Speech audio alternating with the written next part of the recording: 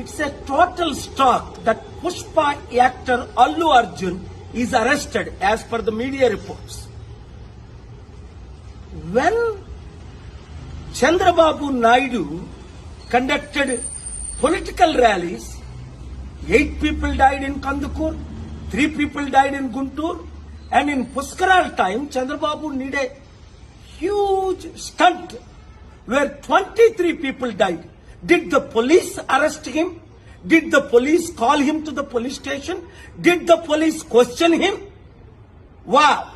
For powerful political leaders, one standard. For ordinary people and actors, other standard. చూడండి, Pushpa actor Allu Arjun ఇప్పుడు పోలీసులు arrest చేశారట.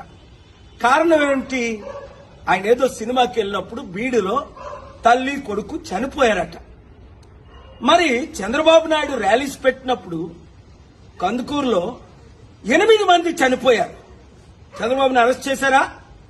పిలిచారా పోలీస్ స్టేషన్ కి? గుంటూరులో 3 చనిపోయారు. 2019లో పుష్కరాల్లో ఆయన స్టంట్ చేసినప్పుడు 23 మంది చనిపోయారు. Article 14 violation.